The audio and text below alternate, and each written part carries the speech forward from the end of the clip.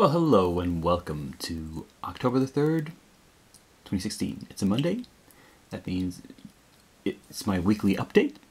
I'm Dakian. And since this is the start of October, it's the start of Spookytober, as Warboss Taylor likes to say. And I'm starting out with, I finished some spooky minis here. Let's see if they are clearly visible in the light. First we have the Flesh Golem, which is a sort of Frankenstein's monster version. This is by Heresy Miniatures. Also by Heresy we have, I believe it's called the Ghoul King, on a scenic base here, with, yeah. I think he looks suitably gross and grotesque, standing on his little swamp base here. Hopefully you can see the difference between because it's really pale. The skin is pale and the bone is pale, but hopefully the bone he's holding comes across as a different color at least, and that he is a slightly different color than the other ghoul lying on the ground here. I try to differentiate them a little bit anyway. And the final Heresy miniature for today is the Witch with the Cauldron. And here, things I'm worried whether I picked out clearly or not are the cat she's holding. And there's a little doll on her belt. Not sure you can see it in the light here. And the angle of the broom wasn't all that great, but I think I hit it with the painting. Just painted the underside very dark, so you don't think about that too much. And then the last of the set of hassle-free minis I started a couple of weeks ago is finally done. This werewolf bursting out of what I'm pretty sure now is supposed to be a straitjacket.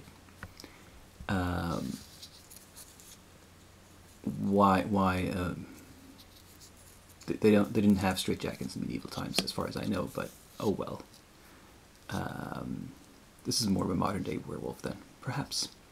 And so these four are kind of scary and spooky, I think.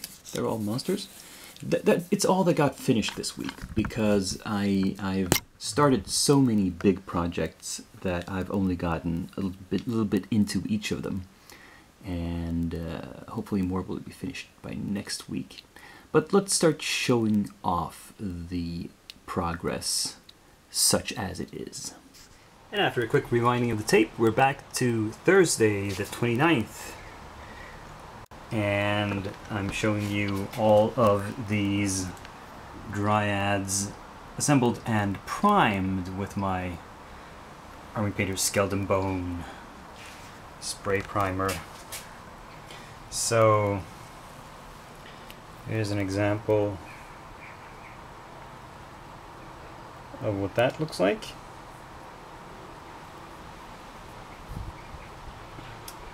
And hopefully the next clip will show you more progress. And skipping back to normal time, this is where we're at today. Yeah, this little project reminds me of why I stopped painting armies. It's simply that it's frustrating that it takes so long for anything to gel. I mean, if I put X number of hours into a single figure, I can finish it. But if I put that same X number of hours into a unit of 16 like these, it's like I barely started. But anyway, I put down some base coats. I've pretty much done the dirt on the basis and the basics of the wood. Not entirely finished. Can still use a little bit of highlighting in places. But how did I do it? Well, let's just say that screw-ups are the mother of invention. You can see that they're ranked up in rows of 4 by 4 here, and it might not be obvious at first glance, but they're sorted according to the body pose. There's only 4 different bodies in the kit, and then you make them look very different by adding heads and arms and branches to them. So all the ones in a row like this have the same body and the same body here. And so what I originally thought was, okay, I'm going to pick 4 different colors, 4 different base colors. It might probably most obvious at the back row. You can see that this one is lighter and this one is kind of reddish and this one is darker and this one is kind of like a medium tone. And then I decided that I would go down, I would paint the colors the other way. So the bodies are rows in this direction. I would paint one color down this way. So one of each body type would have that color, and then next color like that, and next color like that. But between thinking that and doing that, I completely forgot about what I was doing. So I painted in these rows instead, and I screwed up. So I painted everything of the same body type, the same color. Okay, so how do we salvage this? Not make it look boring. Well, you can perhaps count on most people not telling the difference, but I would know. I would know that I screwed up. So, what I was always planning to do was to lay down a light base coat, a very light dry brush of a highlight, and then a shade wash to tone it all down and tie it together and maybe finish it off. It turns out that it's not quite finished because it's not as textured as I thought. These models are not as textured as I imagined they would be, so the wash is not having as extreme an effect as I thought, and it's still coloring the surfaces, not just running into the crevices, so I need to bring the highlights back up a little bit. But anyway, so what I did was, because I'd screwed up the base colors, I simply split up the shade washes a different way, because originally I was planning to go the mid-tone. I was using the 4 Army Painter shade washes, the soft tone, strong tone, dark tone, and flesh tone. And I was going to tie each one to one base color, so the reddish base color would have the flesh tone, the darkest base color would have the dark tone, and so forth. But then I said, well, heck with that. I'll go the other way with the washes instead. So now one of each base color has one of each wash on it for variety. Now, because the highlight color is basically the same for all of them, the difference is not huge. I mean, the secret sauce here is this color here, which is Vallejo Deck Tan, which is a very light gray with a hint of green in it, I would say. And that is the basic highlight color for all of these. So that makes them look a bit unified, even though they're all so different. But anyway, because no other colors are on them, there's going to be a lot of green on them. They have, well, kind of dresses made of leaves, and then there's leaves in the hair, and then some of the branches.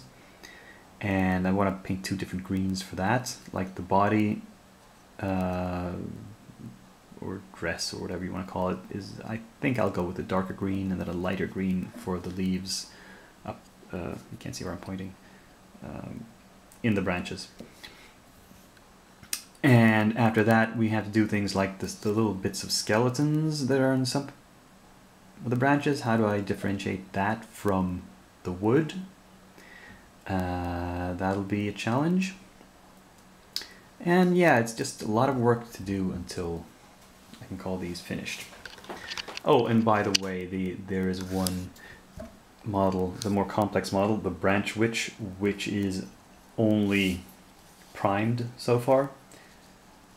This was an interesting assembly. Kind of tricky, but there's only one way it can go together. Unlike the Dryads, which have multiple options, this one only works one way.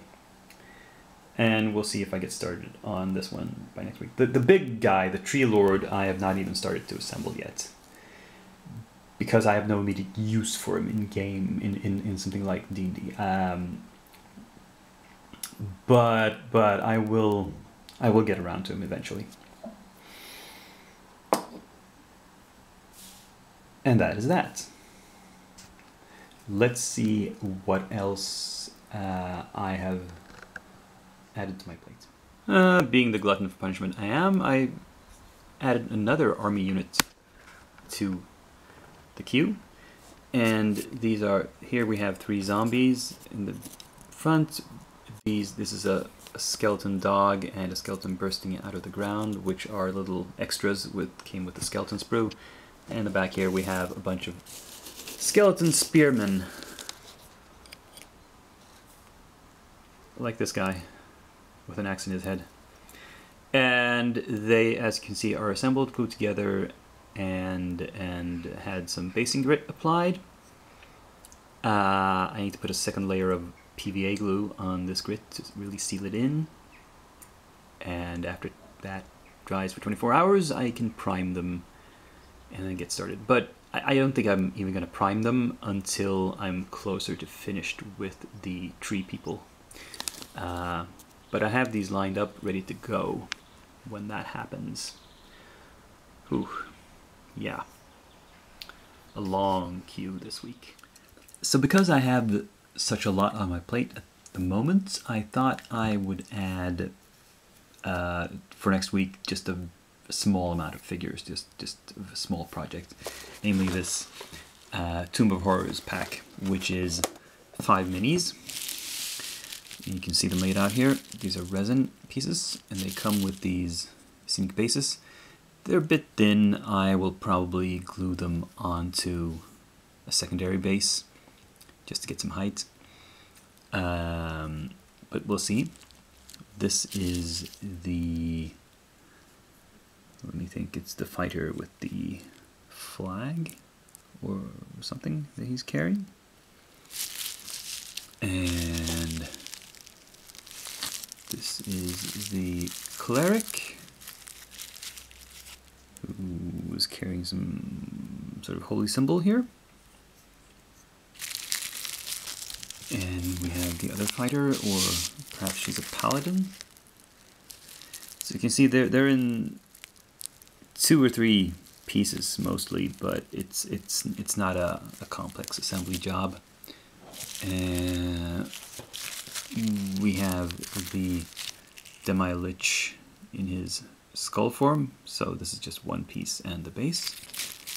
And finally we have it in sort of normal Lich form, which is but a few more pieces. We have the body, the base, we have some sort of items he's holding, or hands, and some other kind of bits. I think it's a, oh, it's an arm, or is it a leg? Well, yeah, it's a leg, and the lower part of the cloak.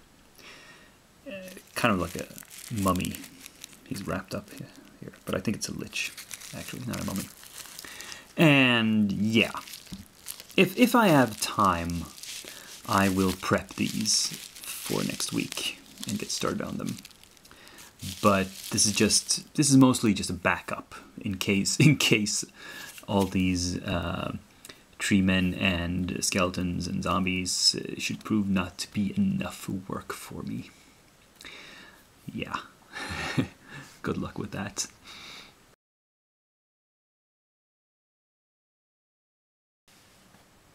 And I've taken a nosedive into the red there, haven't I? Why? Well, because I could not resist the huge blowout sale that Harrison Miniatures has been having. For a long time now, actually. This box that arrived is stuff that I ordered this summer. It took a while to arrive, but that's okay. I'm in no particular rush, like I've got lots of other stuff to paint. And it's a big collection of 30 minis of different kinds. This particular pack is like evil familiars that wizards can have. Different types. This is, I think this is this so-called saucy succubi pack, which is 3 reclining female demons.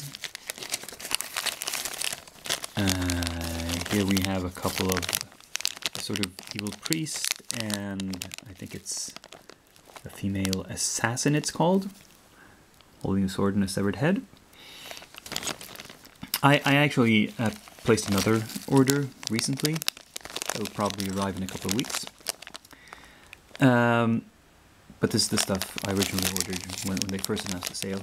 This is Dr. Frankenmuller and his dwarf hunchback assistant, Quasi-Marty. What do we have here? Oh yes, these are hellhounds.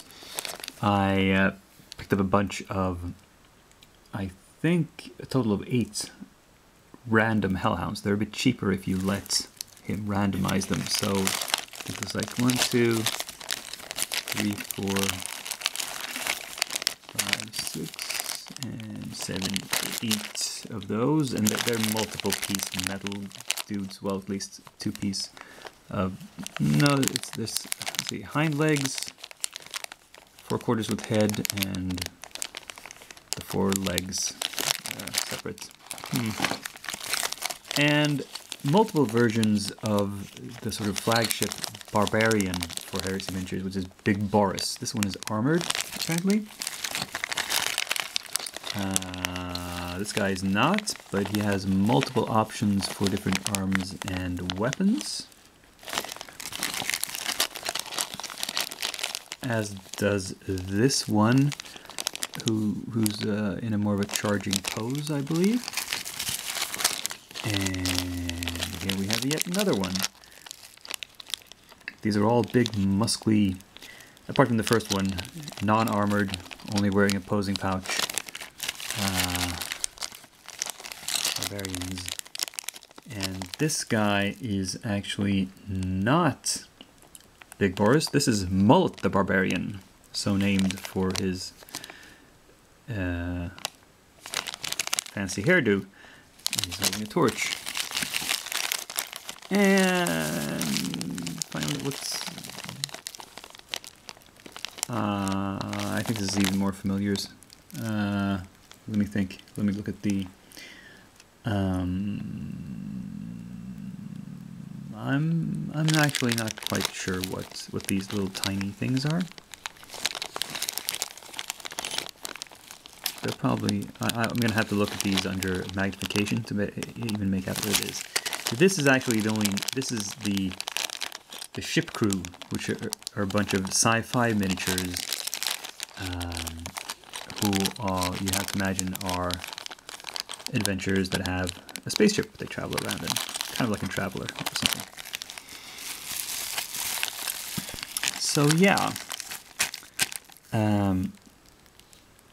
Quite a lot of stuff, and some of it I might get to painting relatively soon. The evil stuff, namely the hellhounds and maybe the evil doctor and his assistants, and the evil lord and the assassin, and maybe the succubi. Let's see. I don't know. They'll probably get put in the queue relatively soon. The sci-fi guys, nah, they'll have to wait. And the barbarians, I had no particular rush to get into those. But the monsters, yeah, I always need more monsters to throw at my players. Anyway, that was the pickings for this week.